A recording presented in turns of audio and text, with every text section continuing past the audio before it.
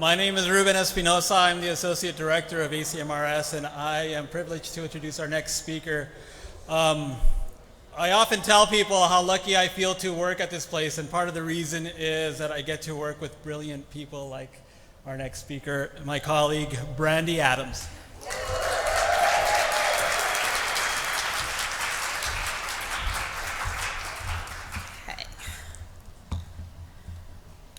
I am trying not to freak out. I am super happy to be here. Okay.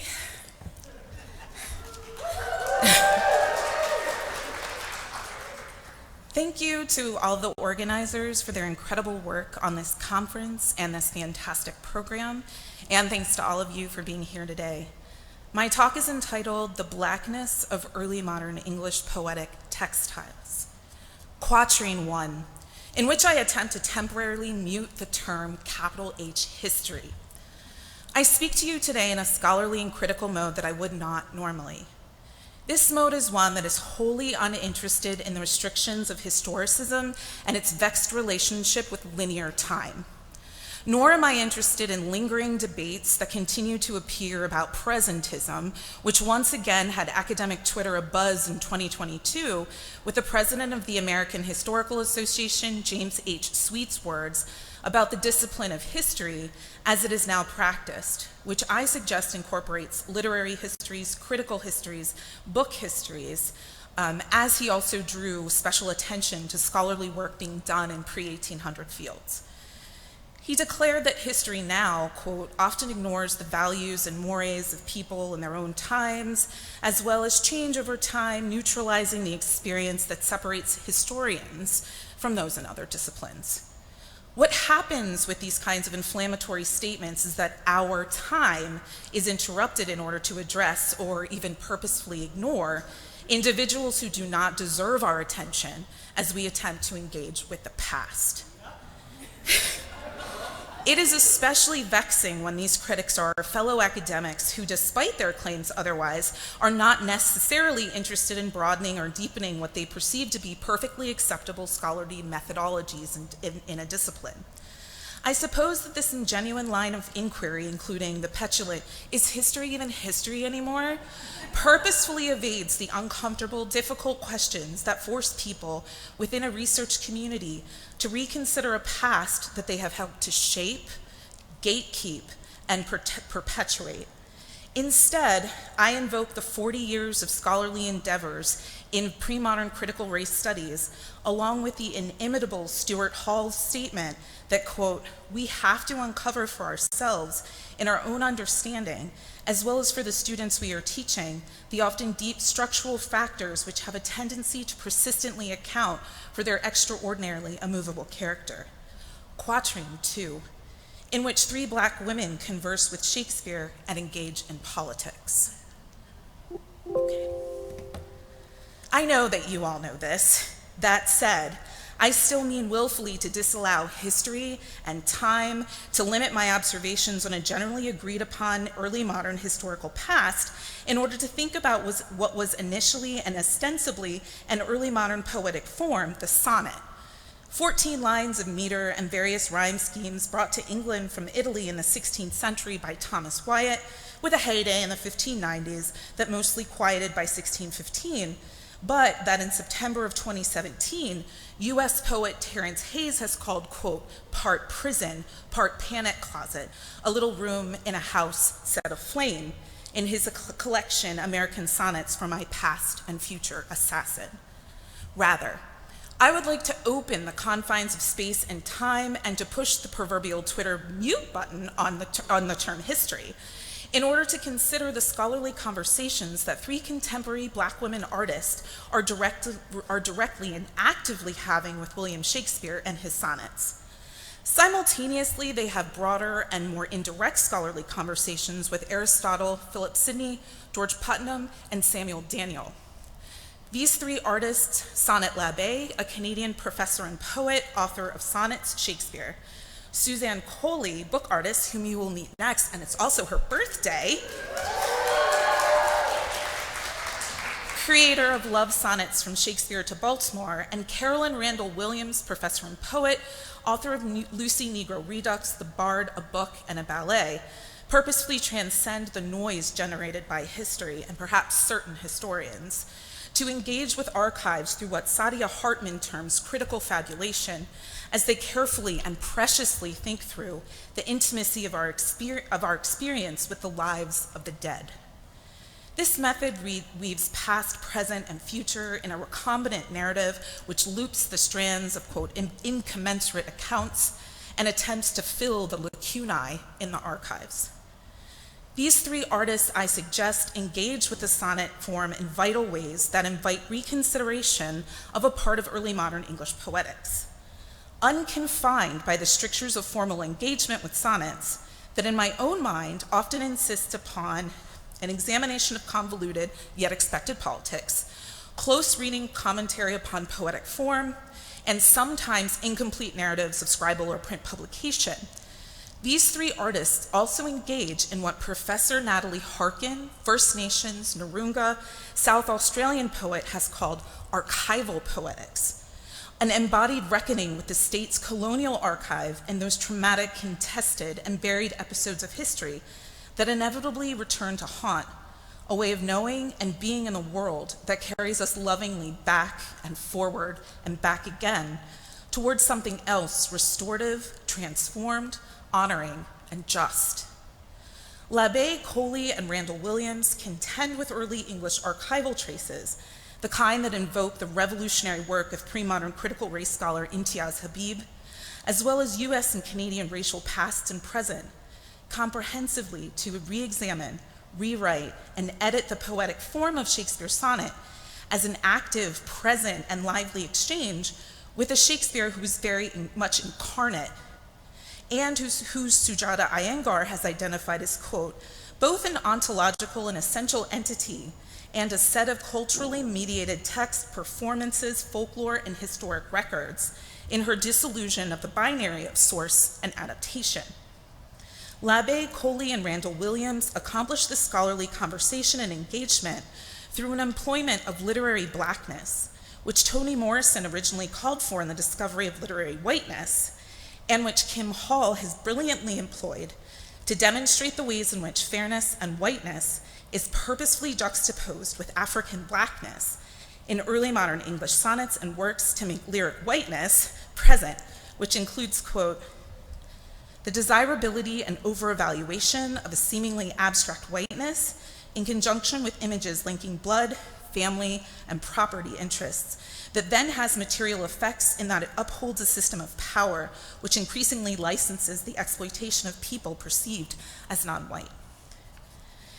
Instead, in their conversations with Shakespeare in the sonnet form, Labbe, Coley, and Randall Williams turn from lyric whiteness to what I am calling textual blackness and textile blackness in insignificant ways as they collectively employ poetry as a species of representation in which Aristotle differentiates poetry in terms of form, object, and modes of representation. These artists also continuously recall from Michael Omi and Howard Winant the precepts of racial formation that, quote, race is a fundamental organizing principle of social stratification. It has influenced the definition of rights and privileges, the distribution of resources, and the ideologies and practices of subordination and oppression. The concept of race as a marker of difference has permeated all forms of social relations. It is a template for processes of marginalization that continue to shape social structures as well as collective and individual psyches. The employment of textual blackness and textile blackness is both a subtle and audacious counter to white national formation that occurs in the sonnets and the poetics of form. Across time and space, this work transforms poetics, form, meter, rhyme, and rhythm, and physical material into the creation of physical books, performance and kinetic movement, and the melding and transformation of early texts into a dynamic prose poem adaptation. The rest of the talk will be small examples of how each of the artists engaged with textual and textile blackness. Quatrain 3, textile interlocutors in and around time. Oops. Okay.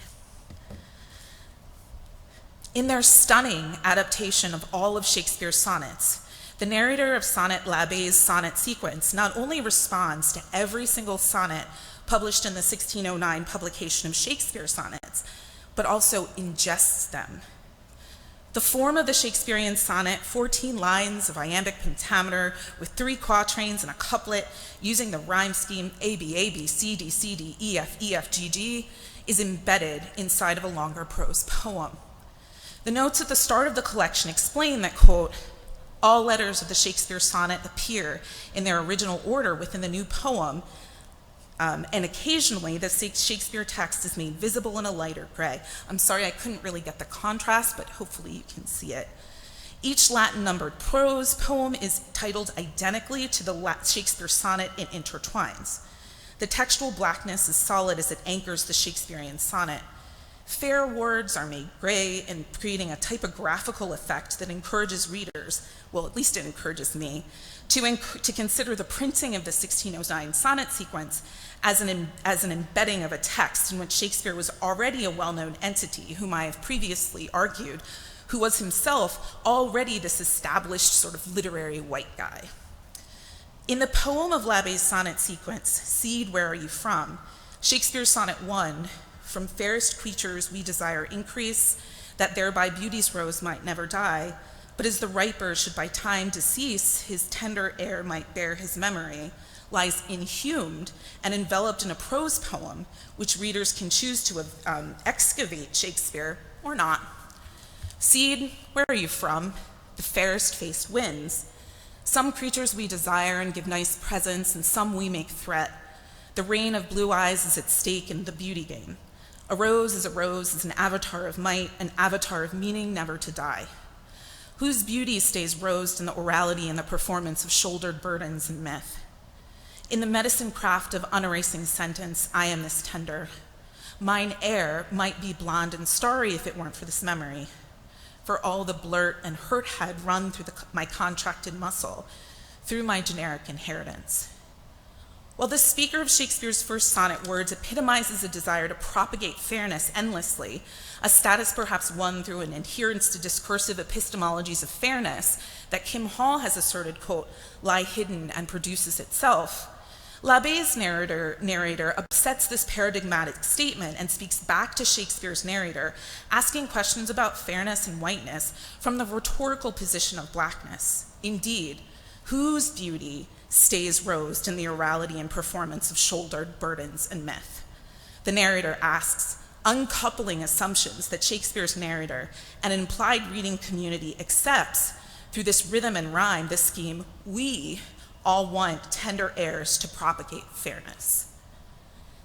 The narrator of L'Abbé's sonnet mutes the rhyme scheme and in the expulsion of the sonnet form, and subtly endorses at least part of Samuel Daniels' apology or defense for rhyme, depending on which one you read, that was published in 1603, in which he openly supports the writing of poems in every vernacular language and does not fault countries in Asia or Africa for never engaging with English poetic terms or poesy.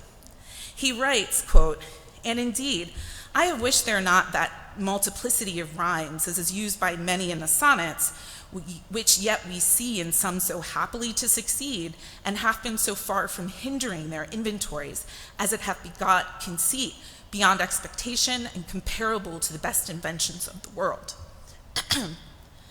L'Abbé's narrator purposefully uses textual layering and she uses a differentiated archival whiteness buried inside of blackness to create a textile like the appearance that book artist and quilter Suzanne Coley achieves visually and materially with her work. Okay.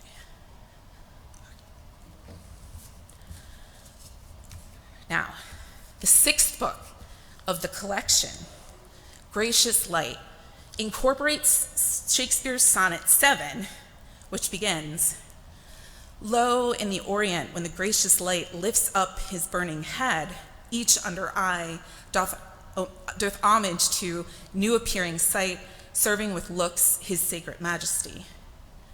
Coley's textile conversation with Shakespeare exhibits bookness within Iyengar's paradigm that is specific to Shakespearean artist books. And to that construction, I add, Coley's book 6 also exhibits both textual and textile blackness, as she purposefully imposes images onto the text of the sonnet to reorient the reader. In a recto leaf of the book, a figure of a screen-printed black woman is embossed directly onto the text of the sonnet, which is now skewed black text printed on red and pink cloth. Coley adjusts the center of the poetic frame with an image and edits the text by occluding words and inviting readers to partially engage with it. Readers are confronted with the affect of textile blackness as Coley blithely and mockingly recalls George Putnam's The Art of English Poesy, chapter 18, in which he writes of sensible figures altering and affecting the mind by altercation of sense and intendiments in whole clauses and speeches. As an example, he writes, or when we deride by plain and flat contradiction to a Negro or woman blackamoor, in good sooth, ye are a fair one, and we may call it a broad flout. Putnam's broad flout, in which a black woman can only be fair as inane witticism, is inverted and flouted with the fair white man's sonnet as it's displaced by the figure of the black woman. Coley counters this by pushing the black woman to the center of the text. In this way, she makes firm editorial choices and recalls a history of 18th and 19th century black women quilters, printers, and reader editors who started their own conversation with Shakespeare that Coley continues as she invites readers to question their own understanding and engagement with the sonnets.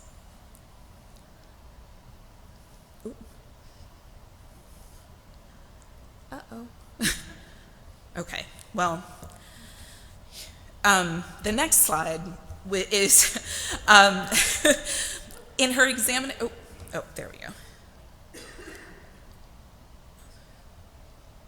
Okay.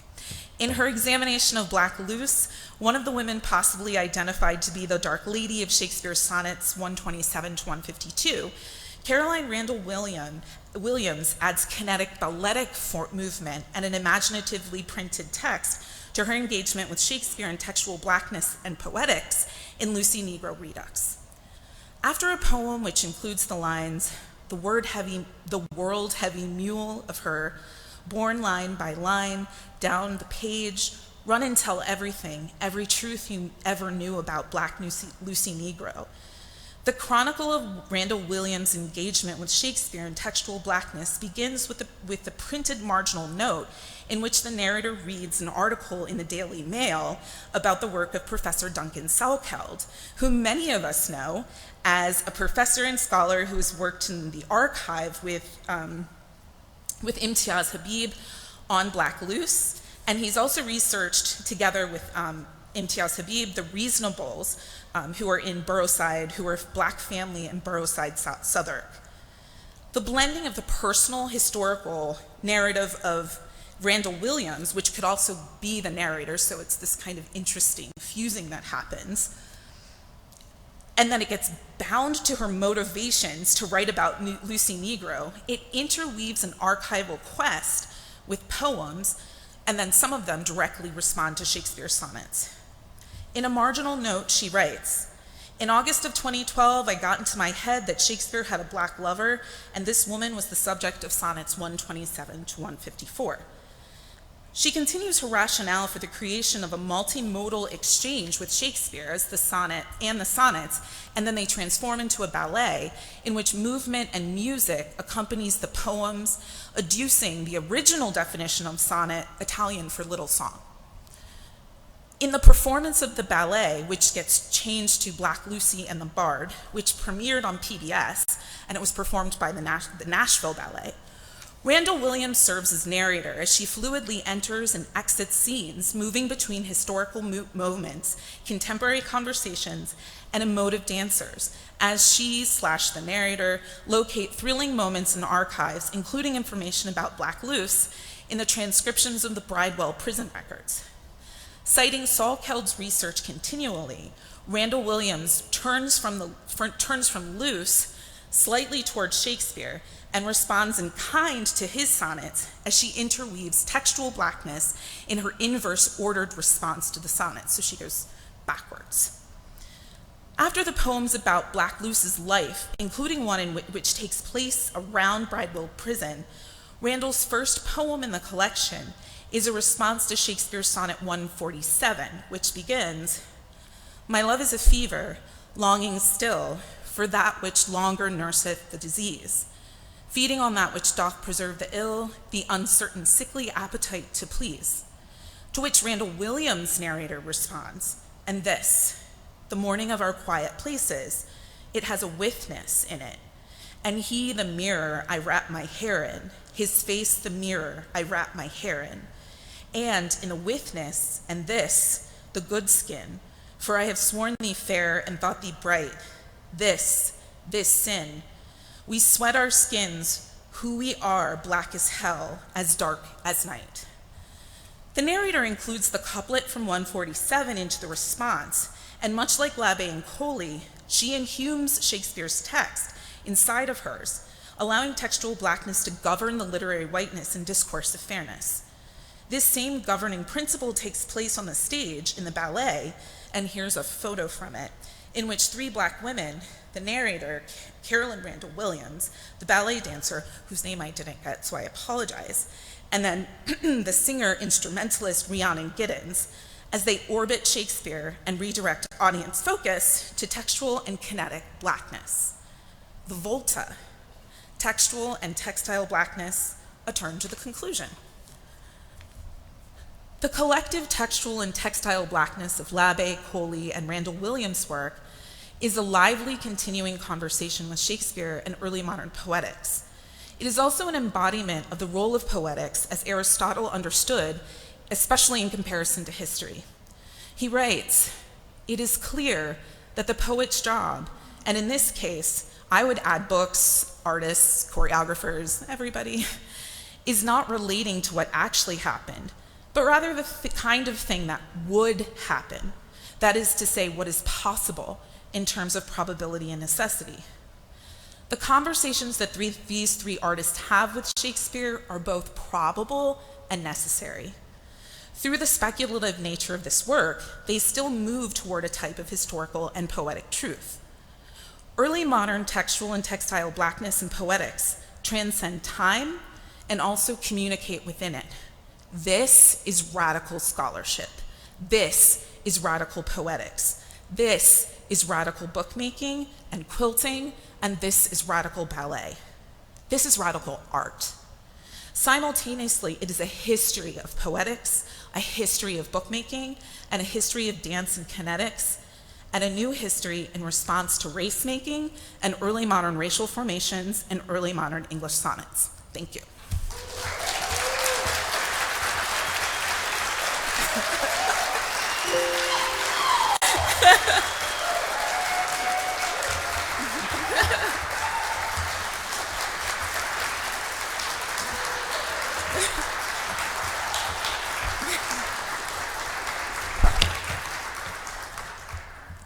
My only questions are, how do we stop practicing capital H history? That's all I have. I have no answer.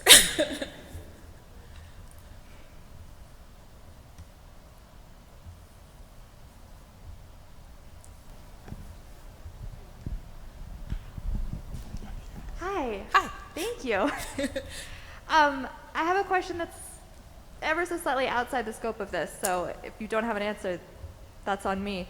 I love Sanat Labbe's book, and I was curious, so that book is very much involved in expanding and adding to the sonnets, and you say ingesting, and I was wondering if you had thoughts on Jen Bervin's Nets, which is the sonnets but through erasure, and is that the opposite? Are there other interesting things we can do by taking things out rather than putting things in? Just if you have thoughts on that, I'm curious. I think there is something interesting about erasure. because something else that I didn't quite get to talk about in this is sort of labor that is sort of involved in like erasure or adding or inhuming or exhuming. And I did my very best to sort of back slightly away from my work as a book historian, but I always think about this sort of physical sort of labor. What's the labor of erasing text? What's the labor of adding text? So I think that that's like an additional component that if I had time, I might have thought a little bit more about. So I hope that kind of is an answer. Hi, thank you so much.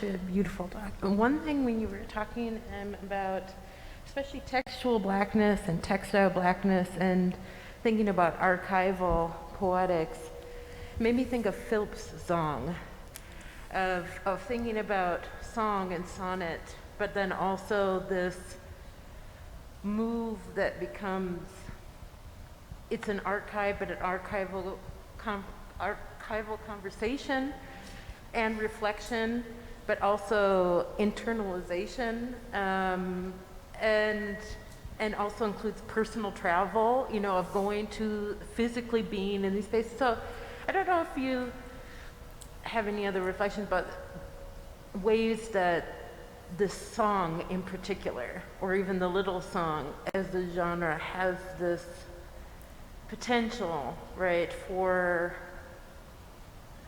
iterations or reflections upon or creations or imaginings of poetics and moving outside of big H history in its fixed house, let's just say.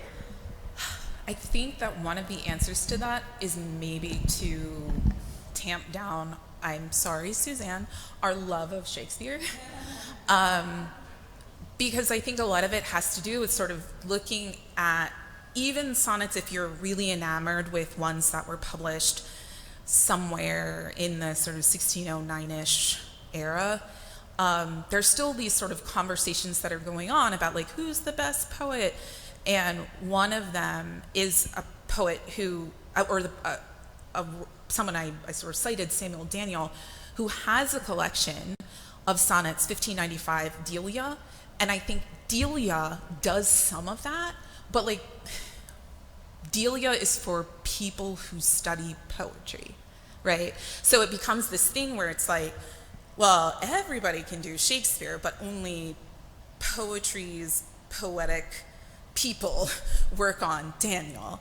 And so I think that's where sometimes some of these things happen, is that you've got a poet who has been so marginalized, because at the time, like, Shakespeare was not that big of a deal. And I know people don't like that, but it's true. And conversations that even like university students were having, they'd be like, Shakespeare's cool, but like Samuel Daniel, he is amazing. And I think that those questions are then questions that we have to then grapple with ourselves as a research community, and then with the general public, and the general public doesn't want to talk about other people, because they're like, who? And then that sort of ends up sort of making the questions that you have about archives, about your positionality, about all of this stuff, they're just like, no, I just want to talk about Shakespeare and the sonnets. You don't need to talk to me about that like other stuff. And so I think that that definitely has something to do with it. Hi, Brandi. Thank you. Trisha. That was really remarkable in both its structure and its argument.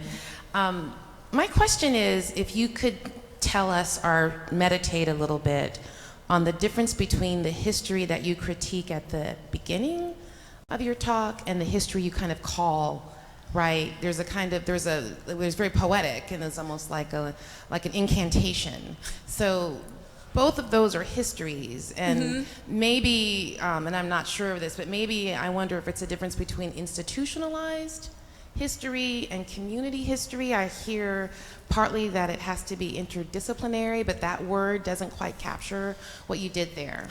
I think it, for me, I tend to think about like personal reading histories and my own sort of orientation to the field itself. So I came to Shakespeare and early modern from the 17th century, like, poets, and I didn't even really study poetry, but that's sort of how, it was the printing of those poems that kind of got me in. So I always felt like I didn't do history properly, and so when I got to grad school, it was always like, nope, we don't do history like that. And I was like, well, how do we do history? But then when I met historians, they're like, those literary historians who are telling you don't know how to do history, they don't know how to do history. And then it becomes this thing where it's like these methodological like moments. And then I was a classics major, so I was super excited about all the classicists today. But then I would be like, oh, I learned in a Roman history class, and they'd be like, okay, fine. But that's not the kind of history that we do. And so then I'm looking at the people who are teaching the kind of history that we do, and then I'm like, well, I'm not going to do that kind of history. And so I think it's always from the perspective, like, it's always this, for me, this raced, gendered perspective of approaching history. And even when I've had like wonderful professors who are, you know, not people of color, not women, who are really thinking about these questions, they'll get regarded immediately as historians. And then if I sort of do something that's similar, they're like, oh, it's really cute that you're trying to do history, but you're not thinking about history in the right way. So then my answer, at least for this talk, because this is the only space where you can kind of do this, is to be like, it's my history of reading. That's what you get. And I'm just gonna stand with that.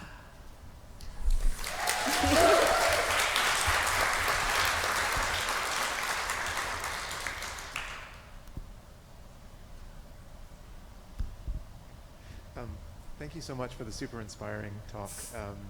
And I guess I want to pick up on the comment that was just made about the first part of the talk, which in some ways was a prelude, but in some ways also. Oh, sorry. Just a little louder.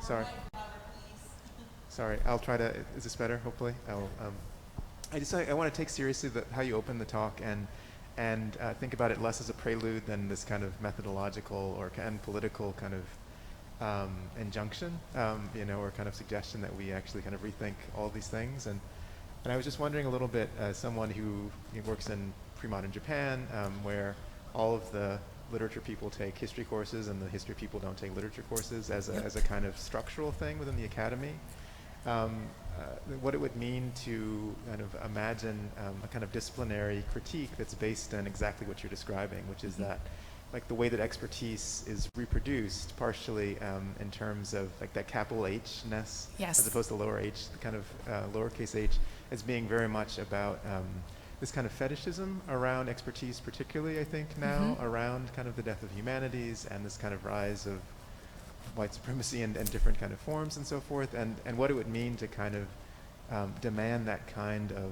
genealogy of that anxiety that then causes this kind of fetishism around what history means at this particular moment, and how we might kind of wrap that into the kind of work that you're doing. So I think that, like, what would that look like? Kind of how would that work? I mean, it's not easy and it's not fun outside of this room, obviously, right? The kind of risk that entails. But I think a lot about things like disciplinary critique and area studies critique, and when you start to spell out what history has meant, historically.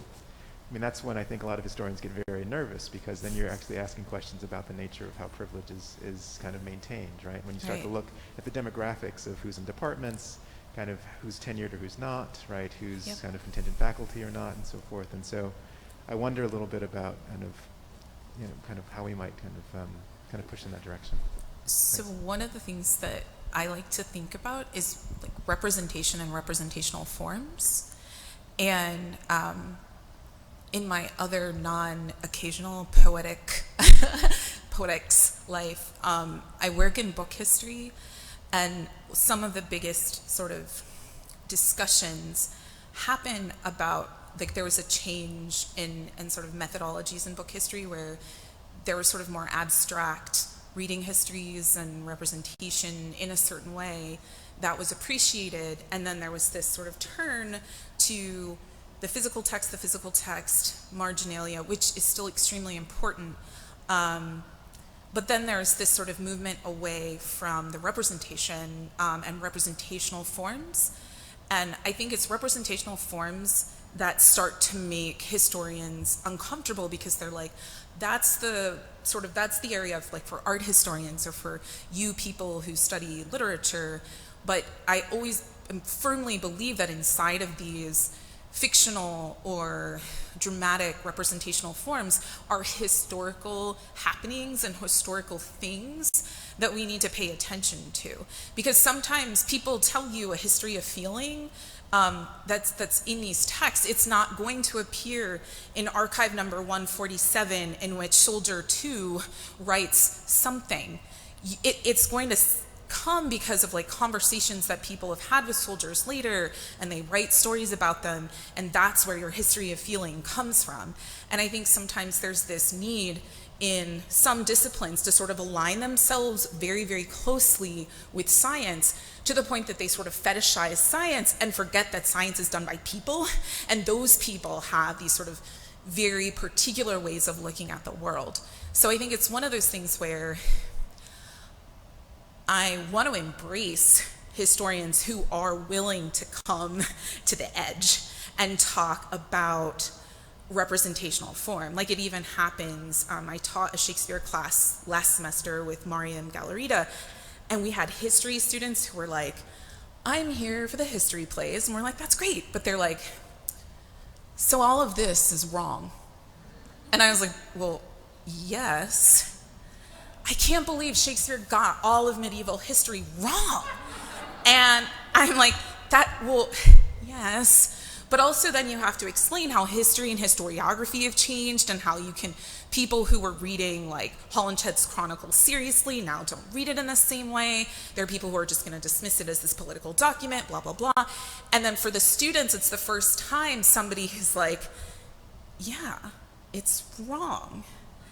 But that doesn't matter, because there are things about it, and that's telling us about current political history and current history that's right. And for them, it's just, they can't wrap their heads around it. And so then they, like, march back to their medieval history class, and they're like, listen to what my English professor said. And, like, depending on who the history professor is, you might get different answers. And I think that that's where some of it comes in, is believing that representational form matters. And I'm one of those people who absolutely believes that it does.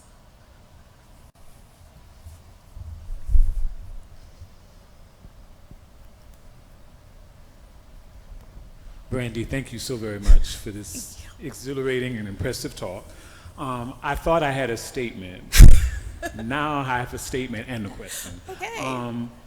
You said something after the talk that really resonated with me. You talked about the labor of adding text and the labor of excising text. And if I could humbly encourage you moving forward, I think that there's so much work to be done around that, just those two ideas, because what it strikes me is we're living in an age now, perhaps more than ever, where we're seeing radical openings in the canon, right? Certainly the three artists that you've shown us. And there needs to be a theory, there needs to be theories that talk about this poetics of intertextuality that is not mimicry, that is not ornamental, that's not simply copying. If there is truly a labor in excising what has been handed to us and adding to it, it suggests to me that there's theoretical ground making, right? So I think that's a crisp moment for future things to do. Can I comment on that real quick? Sure. I just want to give a shout out to some fellow book historians and bibliographers, two of whom are actually working on that. Molly Yarn, who works on women editors of Shakespeare, and she talks a lot about sort of school editions and things where things are excised and added. So she's one person. And then Claire M.L. Bourne, who works on typography, a lot of that work, not necessarily in sort of the genre that I work on, like at this moment, but the beginnings, the genesis of that, thanks to these sort of forward-looking book historians and bibliographers, it's coming. Excellent, excellent. And then my question, I'm thinking about Toni Morrison, yet again. I mentioned this earlier today. She talks about her approach to her writing. What was really important to her was getting the white gaze off of her shoulders so that she could write the types of works that she wanted to. I'm also thinking about Maya Angelou's Phenomenal Woman. And I'm also thinking about Peter on the Mount of Transfiguration, and Jesus is doing all of this great work, and he happens to ask Peter, how you feeling? And Peter is like, oh, it just feels good just to be here. It's good just to be here, right? And so I'm thinking about the liberating space of Race Before Race. It's just good to be here. Yes. So certain things don't have to be defended. Yes. Anything can be made and stated and be valid, right? And not anything, but Yes. you get the point. Yes. So my question is, how do we challenge ourselves beyond this space, right, to take up a gentle space, right? Since we're in a space where we don't have to defend, we're doing the work, we can be critiqued and challenged, but we can also be accepted. So that when we leave spaces like this, how can we challenge ourselves to transfigure this moment into agency so that the historians, our literary colleagues who say literature is only this, it can only be done this way, history can only be done this way, that we can stand on our own promises of what we do, knowing that we're assured. How can we challenge ourselves to transfigure this moment so that wherever we go, even when we're just the one person in a room of naysayers, it's still just good just to be there and to know that we're sane and that what we're doing is credible and right? I think it has to do with communities like this one that Ayana started, that I just carry that with me now everywhere. So if I'm the only person of color in a book history event, which happens, I always get supportive texts from the people from this community. So, and when you have those of us who go into extremely white spaces, and then we come back and start talking about book history, I remember a conversation I had at SAA with Dennis Britton after a really fantastic panel with Misha Taramura, Claire Bourne, Molly Yarn, and it was just so invigorating. And Dennis was like, y'all, book history is exciting. And it's because we've got these communities of people who are just so amazing. And MJ Kidney, sorry, I almost forgot. That is what's carrying us forward. And I think what's happening is that conversations now, people are way more like, oh yeah, book history and race sounds good. Whereas before, in early and modern studies, sorry, you're right. I don't know about anywhere else. But like, I think that there's like a really extremely wonderful kind of power that is always behind us. And I think the community here is so good that we are constantly in contact with one another. And anyone who contacts me, I will talk to you. Whenever I contact anyone here, they're always ready and able to respond. There are like silent people who are supporting lots of people. Kim Hall, who, you know, without her and Ayana, I wouldn't be here. And so I think it's just these sort of things that keep us bolstered. And now, and if someone were to sort of challenge me, I'm just like, okay, doesn't hurt my feelings. One day you'll have to cite me for something. Even if you don't like it, you'll have to cite it. So.